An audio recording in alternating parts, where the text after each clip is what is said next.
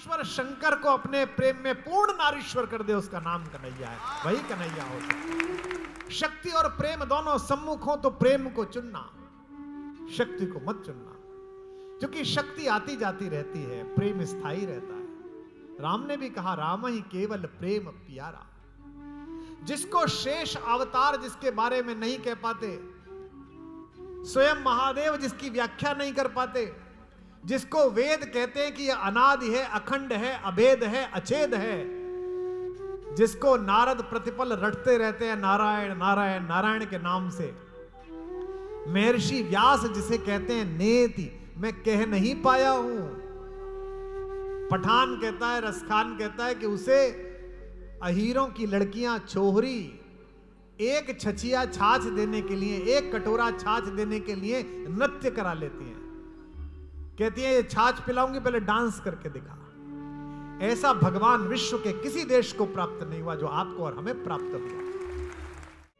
कि दुनिया का सबसे बड़ा गुरु जिसे जगत गुरु कहा जाता है, वंदे कृष्णम जगत गुरु, वो जलते हुए कुरुक्षेत्र के मैदान में भी खड़ा होकर अपने शिष्य को ज्ञान देता है, तो रोते हुए नहीं देता, मुस्कुराते हुए देता है, हंसते गुनगुनाते गीता का वर्णन करता है। कृष्ण अर्थ और रस का समन्वय रखते हैं। राम और कृष्ण में यह अंतर भी है कि राम के दुख ने विश्व को बांध लिया और कृष्ण के आनंद ने विश्व को बांध लिया। कई बार आपका दुख इतना प्रगाढ़ होता है कि पूरा विश्व बंध जाता है। अहमदाबाद में एक दुर्घटना हुई इस वर्ष में। एक जहाज ने टेक ऑफ किया और वो उड़ नहीं पाया। हमारे बहुत आत्मीय मित्र और मेरे बहुत पुराने प्रशंसक, कवि सम्मेलनों के श्रोता, यहाँ के यशस्वी पूर्व मुख्यमंत्री महोदय दिवंगत हुए। इस दुख ने पूरे गुजरात के प्रति, पूरे अहमदाबाद के प्रति, पूरे भारत को और विश्व को विगलित किया। दुख बांधता है, लेकिन कई बार आनंद भी बांधता है। आपके आनंद में सब सम्मिलित हो जाते हैं। कृष्ण में यही आनंद की स्थिति है। इसलिए कृष्ण के जीवन की एक झलक पाने के लिए एक मुसलमान सैयद इब्राहिम रसखान नामक पठान कहता है कि यदि यह डंडी मिल जाए जो कन्हैया हाथ में लेकर जा रहा है गाय घुमाने के लिए, तो मैं स्वर्ग के राजा इंद्र बनने का संकल्प भी छोड़ सकता हूं। अभी हमारे पार्लियामेंट में एक संगोल रखा गया है, नए पार्लियामेंट में ना, प्रधानमंत्री जी की रुचि रहती है नई चीजें बनाने में। आप देखते हैं, आपको तो ज्यादा अनुभव है, हमको तो अभी अभी हो रहा है 10-11 साल का। पहले से मैं आता था तो देखता था, और वो बहुत पहले सोच लेते हैं, बाद में उसका संकल्प करते हैं। 14 में ही उन्होंने सोच लिया होगा कि ये अंग्रेजों की बनाई हुई बिल्डिंग में भारत का कानून नहीं बनेगा, अपनी स्वदेशी बिल्डिंग बननी चाहिए, तो नया पार्लियामेंट बनाया। अभी पिछले दिनों आपने देखा था द्वारिका में भी वो गए थे स्कूबा डाइविंग के लिए नीचे। मुझसे दिल्ली में पत्रकार पूछ रहे थे कि साहब क्या करने गए हैं। मैंने कहा कृष्ण जी का मकान देखने गए हैं, बनाने की सोच रहे होंगे, तो हो सकता है डिजाइन देखने के लिए गए हैं। देख के आए कैसा बनेगा, तो फिर अब किसी भी दिन बनाने की योजना बन सकती है, बहुत दिन से है भी। रसखान कहता है कि वह जो लकुटी है कन्हैया की, जिससे वो गाय चराता है, इससे मैं इंद्र का सेंगोल वापस कर सकता हूं। मैं 8 सिद्धि और 9 निधि वापस दे सकता हूं अगर कन्हैया मुझे अपने साथ गाय चराने का अवसर दें। रसखान कहता है कि ये जो करील के जंगल हैं जिनमें कन्हैया बैठकर आराम कर रहे हैं, इन पर मैं सोने के बने हुए कलधौत स्वर्ग के सारे धाम न्योछावर कर सकता हूं। एक ऐसा देवता जिसकी एक दृष्टि के लिए विश्व के सारे सौंदर्य को न्योछावर कर सकता हो, एक पठान, वो केवल कृष्ण हो सकता है, केवल कन्हैया हो सकता है, केवल गोपाल हो सकता है। मेरा कवि कहता है कि या लकुटी अरु कामरिया पर राजती हूँ जर को जिडारो, राजती हूँ पर को जिडारो, राजती हूँ पर को जिडारो। 8 सिद्धि 9 निधि को सुख नंद की गाय चराए बिसारो, नंद की गाय चराए बिसारो, नंद की गाय चराए बिसारो। रस खानी जब इन नैनन ते ब्रज के बन बाग तड़ाग निहारो,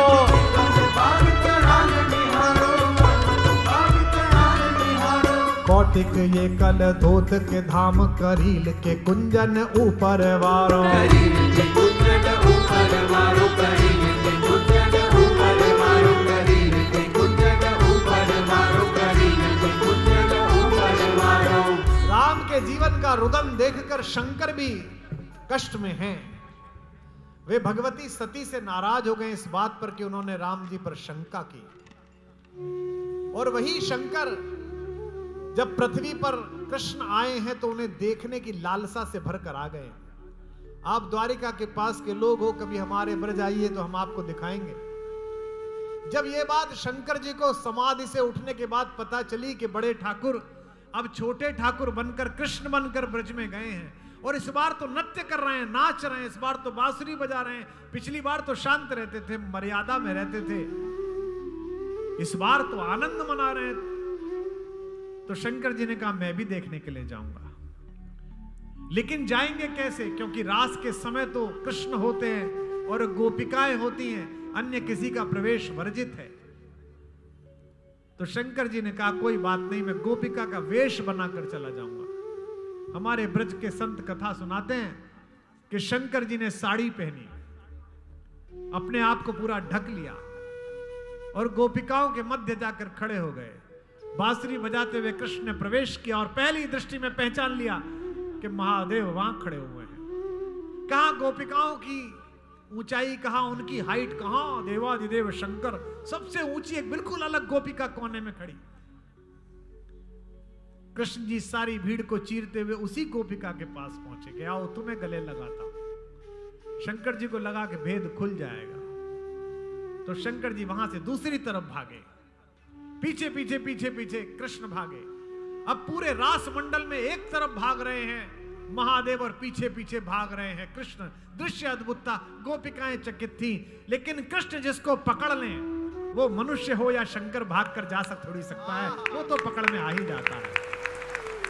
भगवान ने महादेव को पकड़ लिया और कहा घूंघट उठा करके मैं आपको पहचान गया प्रभु।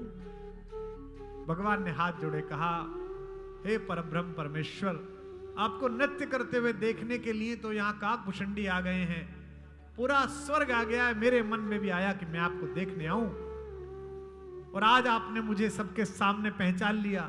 अब मुझे रास में प्रवेश नहीं मिलेगा, वृंदावन में मैं कैसे देख पाऊंगा। भगवान कृष्ण ने कहा कोई चिंता मत करिए महादेव, मैं व्यवस्था करता हूं कि आप वृंदावन में स्थापित हो जाएं और मेरा नृत्य और मेरा रास और मेरे प्रेमियों को आजीवन देखते रहें। आज भी वृंदावन में भगवान शंकर का वह मंदिर गोपेश्वर महादेव के नाम से विख्यात है, और वहां भगवान शंकर की आरती के लिए भस्म नहीं चढ़ाई जाती, वहां उनको साड़ियां चढ़ाई जाती हैं, बिंदियां चढ़ाई जाती हैं, चूड़ियां चढ़ाई जाती हैं। जो अर्ध नारीश्वर शंकर को अपने प्रेम में पूर्ण नारीश्वर कर दे, उसका नाम कन्हैया है, वही कन्हैया हो सकता। शक्ति और प्रेम दोनों सम्मुख हो तो प्रेम को चुनना, शक्ति को मत चुनना, क्योंकि शक्ति आती जाती रहती है, प्रेम स्थायी रहता है। राम ने भी कहा राम ही केवल प्रेम प्यारा। जिसको शेष अवतार जिसके बारे में नहीं कह पाते, स्वयं महादेव जिसकी व्याख्या नहीं कर पाते, जिसको वेद कहते हैं कि यह अनादि है, अखंड है, अभेद है, अछेद है, जिसको नारद प्रतिपल रटते रहते हैं नारायण नारायण नारायण के नाम से, महर्षि व्यास जिसे कहते हैं नेति, मैं कह नहीं पाया हूं। पठान कहता है, रसखान कहता है कि उसे अहीरों की लड़कियां छोहरी एक छछिया छाछ देने के लिए, एक कटोरा छाछ देने के लिए नृत्य करा लेती हैं। कहती है ये छाछ पिलाऊंगी, पहले डांस करके दिखा। ऐसा भगवान विश्व के किसी देश को प्राप्त नहीं हुआ जो आपको और हमें प्राप्त हुआ। कि शेष गणेश, कौन कौन? शेषावतार गणेश अर्थात विनायक। शेष गणेश महेश दिनेश सुरेश हु जाहि निरंतर दावे, सुरेश हु जाहि निरंतर गावे, सुरेश हु जाहि निरंतर गावे। जाहि अनादि अनंत अखंड अछेद अभेद सुभेद बतावे, अछेद अभेद सुभेद बतावे, अछेद अभेद सुभेद बतावे। नारद से सुख व्यास प्रचे पचिहारे तऊ पुन पुनि पार न पावे, हारे तऊ पुनि पार न पावे, हारे तऊ पुनि पार न पावे। ताहे अहीर की छोहरियां, ताहे अहीर की छोहरियां, छचिया भरी छाछ पे नाच नचावे, छचिया भरी छाछ पे नाच नचावे, छचिया भरी छाछ पे नाच नचावे, छचिया भरी छाछ पे नाच नचावे, छचिया भरी छाछ पे नाच नचावे। प्रभुता पाकर सरल होना सबसे कठिन काम है, शक्ति पाकर सरल होना सबसे कठिन काम है। आप जरा जरा सी उपलब्धि पाए हुए लोगों का अहंकार देखिए, जिन पर धन आ जाए, जिन पर ऐश्वर्य आ जाए, जिन पर यौवन आ जाए, जिन पर प्रभुत्व आ जाए, सरकारें आ जाए, शक्ति आ जाए, आपने देखा होगा, मैंने तो भोगा भी है। इतना सा मिल जाता है तो मस्तिष्क दूषित हो जाता है, जबकि सबको पता है कि स्थायी नहीं है। कृष्ण सामर्थ्यवान है, विश्व की नियंता शक्ति है, लेकिन उनके अवतार में प्रभुता की अपेक्षा सरलता दिखती है, प्रेम दिखता है। और वे प्रेम में इतने बंधे हैं कि स्वयं पराजित हो सकते हैं, लेकिन भक्त को पराजित नहीं करते, प्रेमी को पराजित नहीं करते। उनका स्वयं का सम्मान अगर जाता हो तो चला जाए, लेकिन जो उनसे प्रेम करता है उसका सम्मान न चला जाए, इसके प्रति अगर विश्व में कोई चिंतित है, उसका नाम द्वारिकाधीश है, उसका नाम कृष्ण है, उसका नाम गोपाल है। अपना मान टले टल जाए, बिंदु जी महाराज, अपना मान टले टल जाए, भक्त का मान न टलते देखा, प्रबल प्रेम के पाले पढ़कर प्रभु को नियम बदलते देखा। जब महाभारत के युद्ध की घोषणा हुई तो कल मैंने निवेदन किया कि दुर्योधन लेकर चला गया सेना और अर्जुन लेकर चला कन्हैया को। कन्हैया ने कहा कि अर्जुन तुझे बहुत सिखाया, पर तू तो मूर्ख निकला, तू तो छाछ लेकर जा रहा है, माखन तो दुर्योधन ले गया। अर्जुन ने रथ चलाते हुए कहा, मुझे ज्ञान मत दो केशव, मूर्ख वो निकला, वो माखन लेकर जा रहा है, मैं माखन चोर को लेकर जा रहा हूं, मुझे सब पता है कि मैं क्या लेकर जा रहा हूं। युद्ध परिषद बैठी जब कुरुक्षेत्र में युद्ध से पहले नियम तय हुए, तो कृष्ण को पांडवों के पक्ष में बैठा देखकर पिता में भीष्म ने उंगली उठा दी, कहा माधव ये न्याय नहीं है, दो भाइयों के बीच युद्ध हो रहा है, दो राजवंशों की धाराओं के बीच युद्ध हो रहा है, इसमें आप पार्टी कैसे बन सकते हैं, आप कैसे खड़े हो सकते हैं? अगर आप उधर हैं तो फिर हमारी जीत का तो कोई मतलब ही नहीं है, क्योंकि कृष्ण उस समय विश्व की सबसे बड़ी शक्ति थे, और वे कितने बड़े हैं वे राज्यसभा में दिखा चुके थे खड़े होकर। पिता में भीष्म ने हाथ जोड़कर कहा कि माधव यह अन्याय है, आप ये नहीं कर सकते कि आप उधर से लड़ेंगे। कृष्ण हंसने लगे। कृष्ण ने कहा कि पितामह क्यों दुखी होते हैं, आपको संभवतः पता नहीं है, मैं तो घोषणा करके आया हूं, मेरी सेना आपकी ओर से लड़ेगी, मैं पांडवों की ओर रहूंगा लेकिन शस्त्र नहीं उठाऊंगा। भीष्म ने कहा कि माधव ये हो नहीं सकता, आप जैसा महारथी, चारों तरफ तीर चलते हो, भाले चलते हो, तलवारें चलती हो, अग्नि शिखाएं फूटती हो, इस फुल्लिंग आकाश में तैरते हो, और आपको क्रोध ना आए, आप तलवार ना उठाएं, आप सुदर्शन चक्र ना उठाएं, भाला ना उठाएं, हो नहीं सकता। कोई व्यक्ति बहुत शक्तिशाली हो और चौराहे पर झगड़ा हो रहा हो, एक अनाचारी व्यक्ति सदाचारी लोगों को, सज्जन लोगों को मार रहा हो, तो क्या भला वो सदाचारी व्यक्ति जो शक्तिशाली है वो रुकेगा? अगर मुक्केबाज है तो 4 मुक्के मार के आएगा, और वे तो कृष्ण हैं। पितामह ने कहा कि हो नहीं सकता, आप ना माने। अब यहां थोड़ा आनंद लेना राजकोट वालों। भगवान ने कहा कि मैं शपथ लेता हूं गंगा पुत्र भीष्म, हे शांतनु पुत्र भीष्म, मैं शपथ लेता हूं कि पूरा युद्ध बीत जाएगा, मैं अस्त्र नहीं उठाऊंगा। जैसे ही शपथ ली गंगा पुत्र भीष्म खड़े हो गए। गंगा पुत्र भीष्म ने कहा अगर मैं अपनी मां का बेटा हूं, अपने पिता का बेटा हूं, तो मैं भी शपथ लेता हूं कि अगर मैंने आपसे हथियार न उठवा लिए तो मैं भी अपनी मां का बेटा नहीं।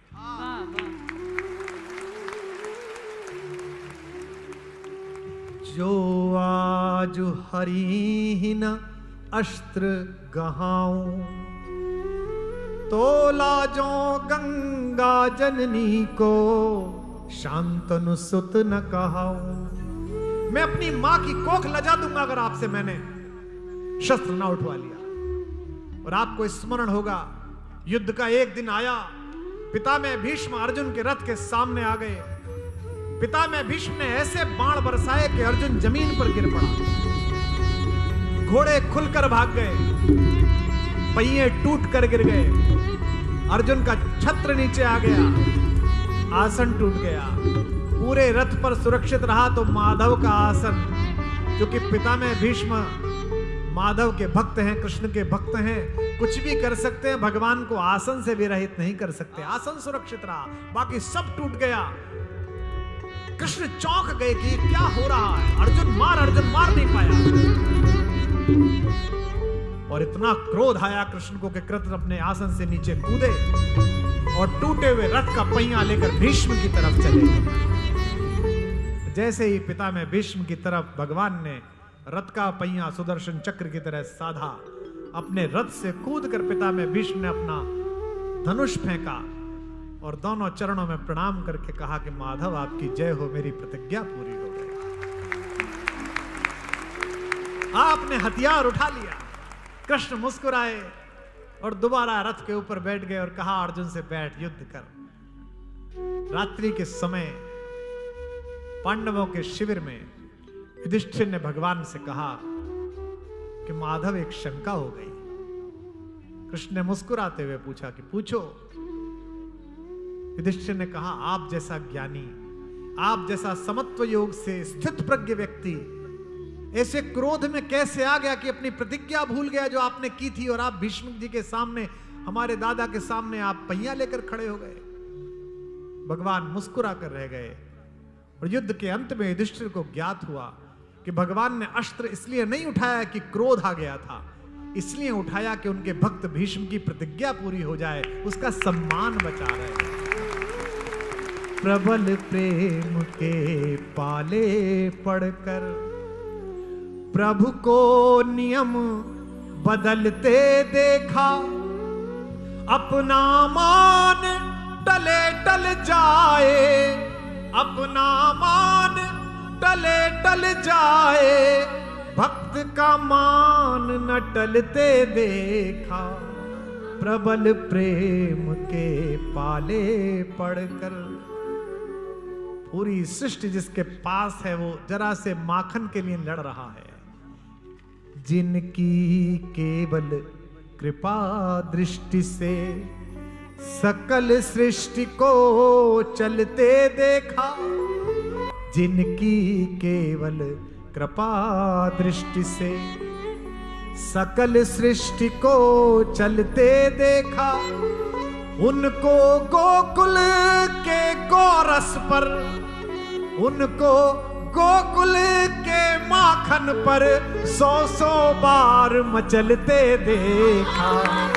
प्रबल प्रेम के पाले पड़कर प्रभु को नियम बदलते देखा।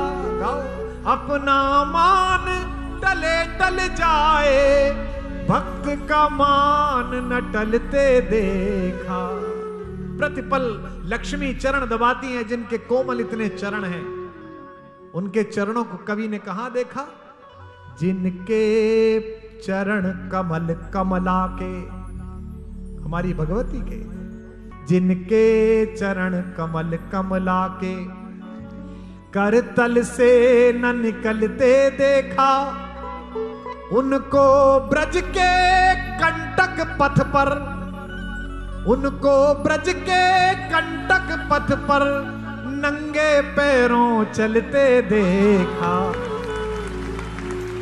प्रभु का मान टले टल जाए, कृष्ण नाराज हो जाए, नारायण नाराज हो जाए तो सृष्टि नष्ट हो जाती है। कभी कह रहे बिंदु जी महाराज कह रहे हैं हमारे कि जिनकी बंक भृगु से हमने जिनकी टेढ़ी एक नजर से, और सरल कर रहा हूं, जिनकी टेढ़ी एक नजर से सागर सात उबलते देखा,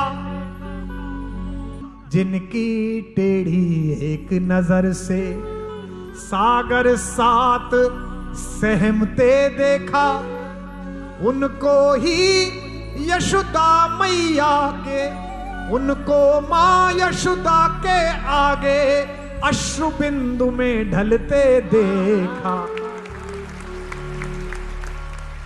अपना मान टले टल जाए,